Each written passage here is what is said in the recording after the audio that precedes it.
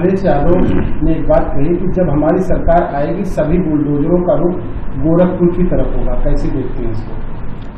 नहीं, क्या गोरखपुर में सब दोषी ही हैं क्या? पहली चीज तो बुलडोजर चलना ही नहीं चाहिए, चाहे हमारे योगी जी की सरकार चला रही हो, चाहे माननीय अखिलेश यादव जी जो रुख बदलने की बात कर रहे हैं। मान लो कोई आदमी दोषी है तो दोषी है तो उसके ऊपर कानूनी कार्रवाई करो, लेकिन जो उनके पड़ोसी हैं या उनके रिश्तेदार हैं या उनके बच्चे हैं, उनका अगर कोई दोष नहीं है तो उनको रहने का आशियाना क्यों छीना जा रहा है? कोर्ट के संज्ञान की बात ऐसी बयानबाजी कैसे देखते हैं? नहीं, सुप्रीम कोर्ट ने भी इस चीज को कहा है कि बिना सुप्रीम कोर्ट के अनुमति के, जैसे मेरा मानना है कि अगर किसी अपराधी ने कुछ जबरदस्ती या गुंडई से किसी की जमीनें हड़पी है या कब्जा किया है या सरकारी जमीनों को कब्जा किया है तो उसमें बुलडोजर चलना चाहिए। लेकिन इस तरीके की अगर कोई अपराधी है तो उसको न्याय के द्वारा उसको सजा मिले, कड़ी से कड़ी सजा मिले। लेकिन अगर उनके बाल बच्चे, परिवार के नाते रिश्तेदार है, आप घर गिरा दे रहे हो, बुलडोजर चला दे, वो कहाँ जाएंगे? इसके लिए सुप्रीम कोर्ट ने भी संज्ञान लिया है। हमारी नेता मान्या बहन जी ने भी कहा है कि बुलडोजर इस तरह नहीं चलना चाहिए, जो मुलजिम है उनको न्याय तरीके से सजा देनी चाहिए। सभी बुलडोजरों का रुख गोरखपुर की तरफ कर रहे हैं, ये गलत है। फिर फर्क क्या रहेगा? कैसे देखते हैं? जो योगी बाबा कर रहे हैं, हमारे माननीय मुख्यमंत्री जी, योगी जी जो कर रहे हैं, यही आप करने की बात कर रहे हो। गोरखपुर की जनता जो है वो सब मुलजिम क्या जो गोरखपुर रुक करोगे? गोरखपुर की भी जनता है। मैं कहता हूं कि बुलडोजर जो वाकई में कोई अपराधी कोई जमीन को कब्जा किया हो, सरकारी जमीन कब्जा किया हो, जांच में पाया जाए तो उसको बुलडोजर गिराना चाहिए। बाकी उनके किसी चाहने वाले या परिवार वाले, घर वालों को घर गिरा करके उनको बिना घर के ना किया जाए, क्योंकि उनका कोई दोष नहीं होता है। बहराइच में भेड़िए के हमले पर हुई मौतों की घटना को लेकर के अखिलेश यादव ने कहा कि लोग अपनी जान इसलिए गंवा रहे हैं क्योंकि सरकार अपना काम नहीं कर रही। सरकार को लोगों की सुरक्षा करनी चाहिए। देखिए, माननीय अखिलेश यादव जी क्या कह रहे हैं, ये बात अखिलेश यादव जी से पूछिएगा। लेकिन मेरा कहना है कि दुखद है, ये दुखद है, दर्दनाक है। सरकार को इसको पूरी तरह संज्ञान में लेना चाहिए, क्योंकि उधर मेरा मानना है कि काफ़ी जंगलात है और उधर तमाम गांव बसे हैं, परिवार के तमाम लोग रहते हैं, वहां पर इस पर निगाह रखनी चाहिए कि इस तरह घटनाएं ना हो। ये निंदनीय है, इस तरह की घटना हो रही है, जिसमें सरकार को पूरी तरह संज्ञान लेना चाहिए।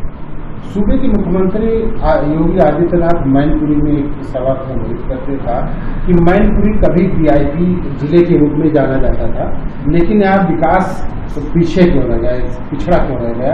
समाजवादी पार्टी के लोग समाजी ढांचे के तहस नहस कर सकते हैं, अराजकता और गुंडागर्दी उनके डीएनए के हिस्सा है। ये अयोध्या में एक समाजवादी नेता एक बेटी के साथ किया। कन्नौज की घटना नवाब ब्रांड समाजवादी पार्टी का असली चेहरा है। बिजनेस टेस्टिंग भी आया नवाब सिंह पर, कैसे देखते हैं? देखिए, समाजवादी हो चाहे बीजेपी के लोग हैं, दोनों एक ही तरह के हैं। समाजवादी सरकार में भी पूरी तरह गुंडाराज कायम था और भारतीय जनता पार्टी की सरकार में भी पूरी तरह गुंडाराज कायम है। चाहे वो कन्नौज की घटना हो, चाहे अयोध्या की घटना हो, चाहे गोरखपुर की घटना हो, चाहे उन्नाव की घटना हो, इस तरह तमाम घटनाएं इस सरकार में भी हो रही। पूरी तरह जंगल राज कायम है और यही समाजवादी सरकार में भी था। ये दोनों लोग पूरी तरह कानून को लागू करने में पूरी तरह फेल हैं। जंगल राज कायम था समाजवादी की सरकार में भी, इनकी सरकार में। एक दूसरे के ऊपर आरोप प्रत्यारोप करते हैं, ये गलत है। अगर पूरी प्रदेश की जनता को न्याय मिला था तो मान्या बहन जी की सरकार मिला था। आज पूरी प्रदेश की जनता इन दोनों सरकार, जो समाजवादी की सरकार देखा है, भाजपा की सरकार देखा है, आज जनता को निराशा हाथ लगी है। जनता ये चाह रही है कि पुनः बहन जी की सरकार आए ताकि कानून के द्वारा कानून का राज चालू हो और न्याय मिले। ये आप जनता को उम्मीद है और निश्चित है कि आने वाला चाहे उपचुनाव होगा, चाहे 27 का चुनाव होगा, फिर से जनता ये जो गुंडाराज समाजवादी सरकार में कायम था, चाहे भाजपा सरकार में कायम है, एक दूसरे के ये लोग आरोप लगाते हैं, लेकिन दोनों एक दूसरे से कोई कम नहीं है। अगर जनता के द्वारा जनता की सरकार बनती है तो कानून के द्वारा कानून से न्याय मिलना चाहिए। ये सिर्फ बहन जी की सरकार में संभव है और निश्चित है जनता फिर से बहन जी को लाने का काम करेगी। प्रदेश में 10 सीटों पर उपचुनाव होने वाले हैं, कैसी तैयारी है बहुजन समाज पार्टी की?